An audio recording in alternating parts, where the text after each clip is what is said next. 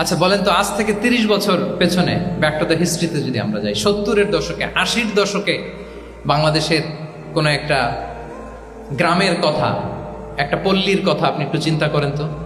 রাত 8টার দিকে, 9টার দিকে আপনি ওই গ্রামের কাউকে খুঁজে পাবেন?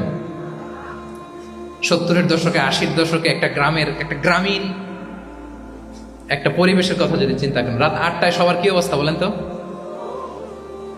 আপনি তো ঘুম খুঁজে পান না, আপনার তো ইনসমনিয়া। আমাদের এখন ট্যাবলেট খাওয়া লাগে না ঘুমের জন্য?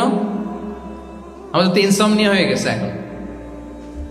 কিন্তু আজ থেকে বেশি দূরে না, 30 বছর আগের একটা গ্রামীণ পরিবেশের রাত 8টার পরিবেশ হচ্ছে সবাই ঘুম। আমরা তারও 2 বা 3 ঘন্টা পরে ডিনার করব, কিন্তু ওনাদের মাগরিবের আগে বা পরে ডিনার করে ফেলছে, এশার নামাজ পড়েই কি 1-2 জন না, পুরো গ্রাম জামাতে ঘুম। পুরো গ্রাম জামাতের সাথে ঘুম। তো যে লোকটা 8টার দিকে ঘুমালো, উঠবে কখন বলেন?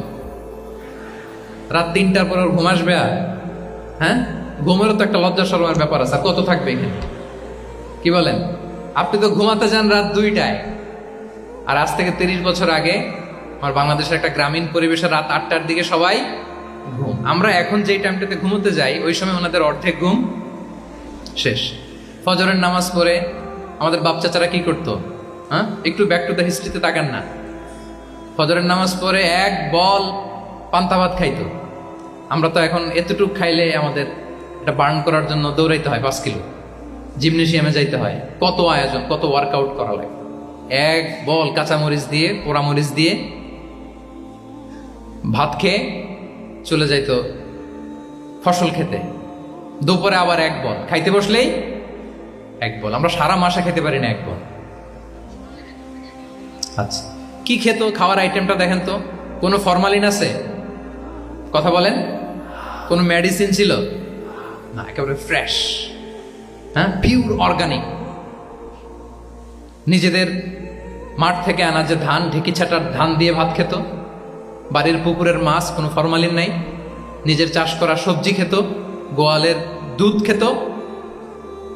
আমরা অনেকে মনে করি যে আমাদের এই যে সায়েন্স অ্যান্ড টেকনোলজিক্যাল অ্যাডভান্সমেন্টের যুগে আমরা বোধহয় খুব সুখে আছি। আমাদের দাদা পরদাদারা বোধহয় এত সুখ করে যায় নাই। ওনারা যে সুখ করে গেছে তা আমরা চোখেও দেখিনি। আমার দাদা পরদাদারা যে সুখে লাইফ লিড করেছে তার অর্ধেকও আমরা করতে পারি না। তারাই আসলে শান্তির, সুখের, আনন্দের সময়টা তারা কাটিয়েছে।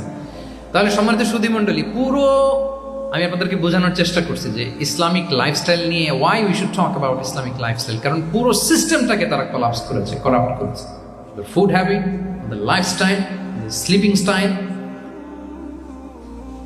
সব চেঞ্জ করেছে। তো এই জন্য আল্লাহর দেয়া ফিতরাতকে যেন আমরা প্রিজার্ভ করি, আমরা সচেতন হই। এখনই যদি সচেতন না হই, ডিজাস্টার আমাদের জন্য অপেক্ষা করছে।